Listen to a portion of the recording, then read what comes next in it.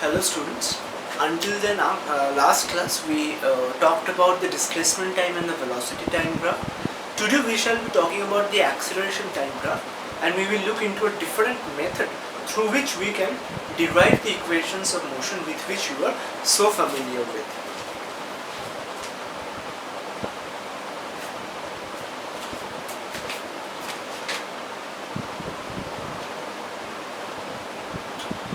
So this is my y-axis, this is my x-axis.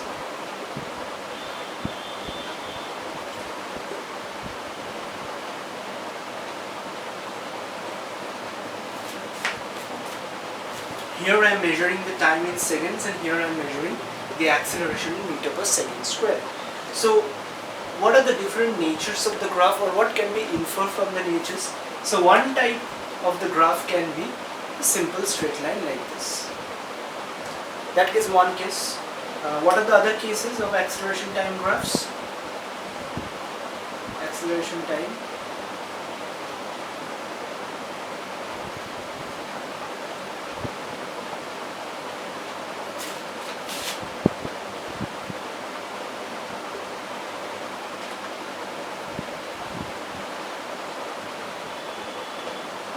So I have depicted four cases. Let us study them. First of all, in this acceleration time graph, as we see, the graph is parallel to the time axis and it is fixed in one place. Can you think of a motion which is similar to this?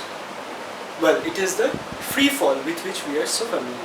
Whenever a body is falling freely under gravity, it moves at a constant acceleration of 9.8 meter per second square. Constant acceleration means velocity either decreasing or increasing uniformly. So this is a case of a constant acceleration motion. Whatever value of acceleration it had at an instant of t equal to 0, it has got the same acceleration at some other time as well, t equal to t dash. The magnitude of acceleration remains the same, so the graph is a straight line parallel to the time axis. Example, as we said, free fall motion. What do we see in this case for the acceleration time graph? We see it's a straight line passing through origin, inclined at an angle theta. What does this kind of graph say? It tells us that the acceleration is increasing uniformly with time. It is increasing but uniformly. Say at time 1 second, acceleration is 9.8 meter per second square. At 2 seconds, it is say twice of this, that is 19.6 meter per second square. At the third second, say it is thrice of this, that is something around 19.320, twice 2 seconds, 9.327 and 8.8624, so 29.4 meter per second square, and so on. So suppose at every instant I have got a different value of the acceleration. As time is increasing, so is acceleration, which is increasing. Where can we find a case of a body which is moving with a constantly increasing acceleration? Remember, acceleration happening itself means that velocity is increasing, and if over that acceleration increases, that means that velocity is obviously increasing, but now it is not increasing uniformly. And acceleration which is increasing with time, a real life example is a rocket motion. When the rockets move from Earth towards space, their motion is more like this. Obviously it's more like a non-uniform acceleration, but still it's accelerated, and the acceleration does not remain constant in time. As time increases, its rate of acceleration also changes. Finally, we have a third case in the acceleration time graph, which is acceleration is obviously increasing with time, but it is not increasing in a linear or a uniform manner like this. At some instant it has got some value here, at some instant it has got some other value here. What is the value? What is the particular acceleration at any time? We can only come to know that if we know how acceleration is depending upon time, where k is any constant and n is the power of time. It's obviously a function of time. What is that function? Unless we know that, we cannot decipher. And finally, the fourth type of acceleration time graph is where the graph coincides with the time axis. This basically means that the value of acceleration is 0 at t equal to 0, and it remains 0 throughout. So this means this is a motion which is not accelerated. Not accelerated motion means uniform velocity. The velocity is not increasing with time, it is remaining constant in time.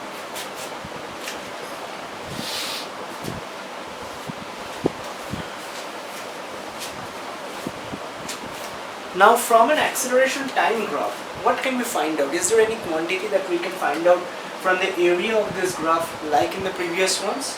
Well, yes, if you take the graph and you draw a perpendicular from the end of the graph onto the time axis, you cover an area here. This particular area gives you the speed. It is equal to the magnitude of acceleration times the time.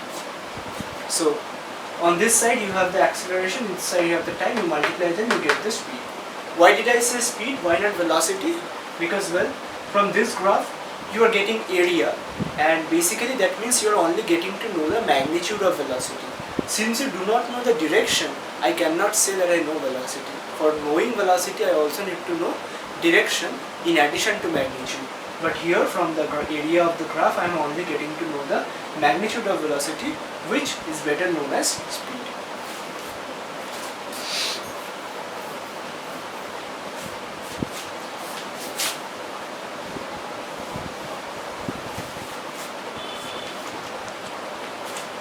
Now by now you are very familiar with these three equations that I am going to write.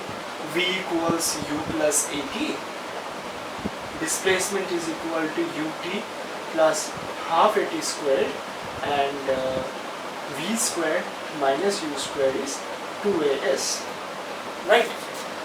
So when we derived this in the last time, probably in class 9, you basically did it by using arguments and graphs. Like you said, let a body have initial velocity u. When an acceleration a is acting on it for a time t, it reaches a final velocity v, and so on. But why not do this derivation mathematically? Now you know a little bit of calculus.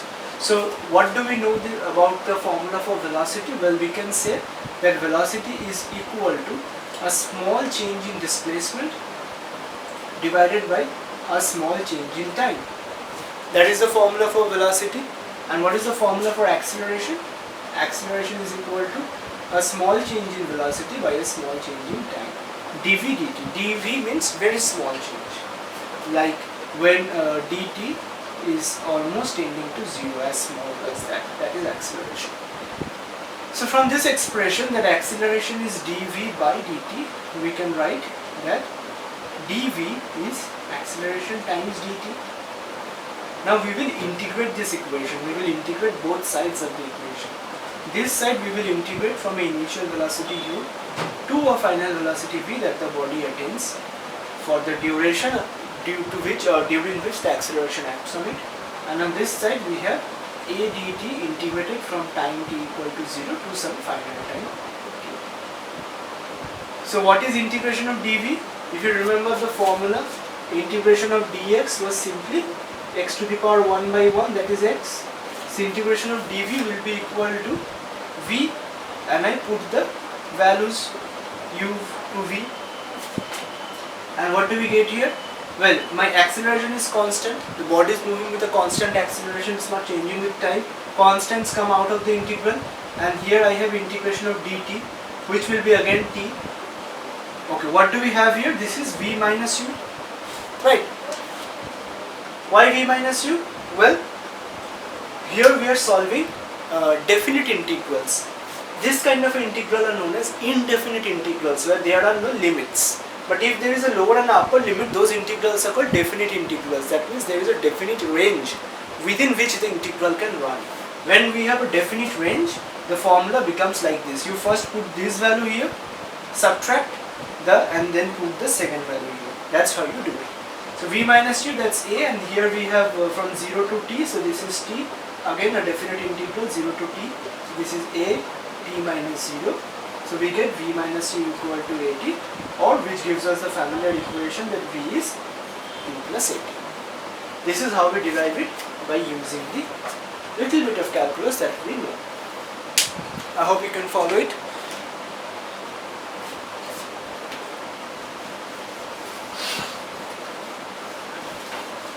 let us move into the derivation of the second one. V equals ds by dt. Velocity is rate of change of displacement with time. You already did this one. This can be written as ds equal to v dt. So that is equal to ds. For v we substitute this u plus at, and we will integrate this equation. So we will integrate ds, say from some initial displacement x naught to some final displacement x, and here we will have u integration of dt from some initial time to final time, plus acceleration times integration of t dt from some initial time to final time. Now what do we have here? This is this form, so it will be simply s. The values of the integrals yet to be put. U, this will be t,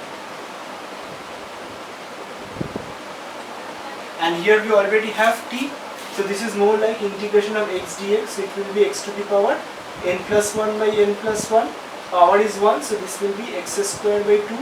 So here we will have t square by 2, by 2 comes out because that's a constant. So this is how the equation looks. Now we will put the values of definite integrals. Here it will be x minus x naught, that's u, t minus 0 plus a by 2 t square minus 0. So the equation becomes x equal to x naught plus ut plus half a t squared. Well, if the body does not have any initial displacement, then x naught becomes a 0 and the equation simply becomes x equal to ut plus half a t square, which is the familiar form. And if the body has some initial displacement and say after that the acceleration a starts acting on it, then we have to keep the initial displacement term in the final formula.